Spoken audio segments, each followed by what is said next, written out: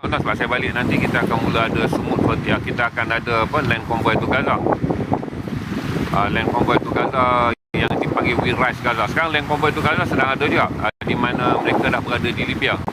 Selain daripada kami ada 1,500 peserta yang melalui jalan darat. Mereka ada di Libya. Kita harap kerajaan Mesir benarkan mereka masuk hari ini, di mana mereka akan masuk sampai ke sepanjang Rafah. Kami akan masuk sampai ke pantai Gaza. Jadi selain daripada 52 kapal yang sedang bergerak menuju ke pantai Gaza, ada 1,500 orang yang sedang bergerak daripada Tunisia. Mereka dah sampai ke Libya. Saya rasa mereka akan masuk sepanjang Mesir melalui Alexandria, kemudian ke Kairah, kemudian ke Rafah. Cuma harap kerajaan Mesir benarkan mereka bergerak tahun ni, kerana land convoy kali ini sepenuhnya diaturkan oleh komuniti Islam di utara Afrika. Mereka belagak di darat. Nanti bila balik di Malaysia, insyaAllah kalau tak ada arah melintang, kita juga akan ada land convoy yang diketuai oleh semua aktivis daripada Malaysia. Kita akan bergabung dengan Indonesia, kemudian bergabung dengan Pakistan dan India. Kemudian kita akan masuk ke kawasan Asia Tengah, bergabung dengan Kazakh, Uzbek, Kyrgyz, Turkmenistan. Kemudian kita akan ke wilayah Dagestan. Kemudian daripada Dagestan, Rusia, kita akan patah balik dan kemudian masuk ke dalam wilayah Iran, pergi ke Iraq dan seterusnya sampai di Amman, Jordan. Kita pecah dua. Konvoi yang pertama akan ke pintu King Hussein untuk mendesak pintu tersebut dibuka bagi bantuan kemanusiaan, manakala konvoi yang satu lagi akan pergi balik kepada Rafah. Jadi saya fikirkan konvoi darat nanti lagi mental lah, sebab perjalanannya lagi jauh kan. Konvoi laut ni, laut lah yang menjadi ujian besar. Konvoi darat ni jarak perjalanan dan jumlah hari serta ketidakselesaan ada dalam kenderaan akan menjadi cabaran besar.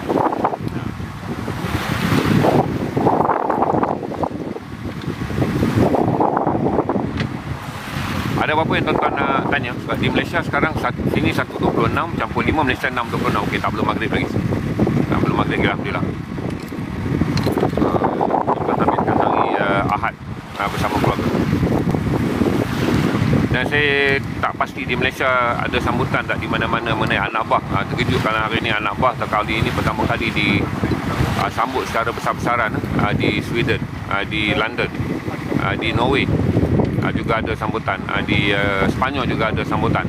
Walaupun tak besar, tapi ramai komuniti yang mula keluar untuk adakan perarakan anak buah pada 18 hari bulan.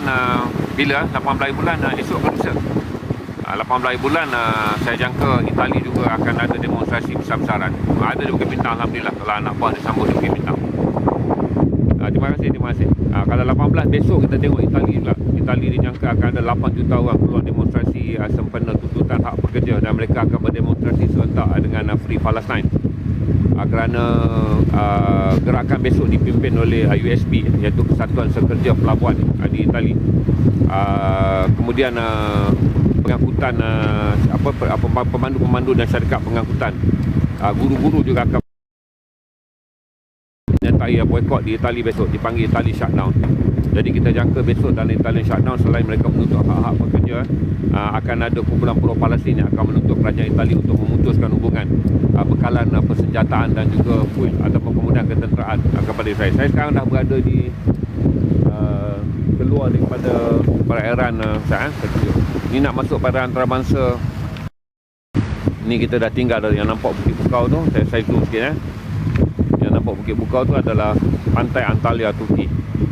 Jadi kita dalam 3 hari, 2,5 hari perjalanan, 3 hari untuk sampai ke Gaza. Tapi speed kita slowkan jadi 5 knot. Jadi kita anggap 3 hari akan sampai pantai Gaza.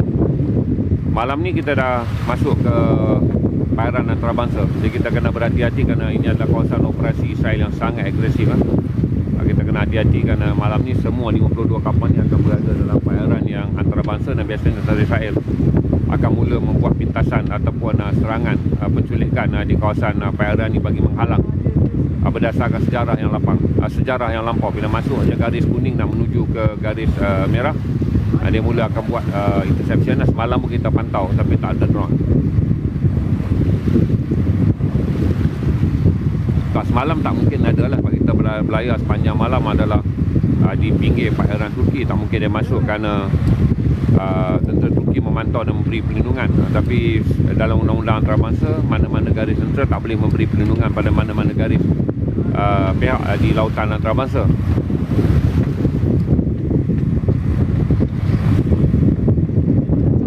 ada apa tuan nak tanya?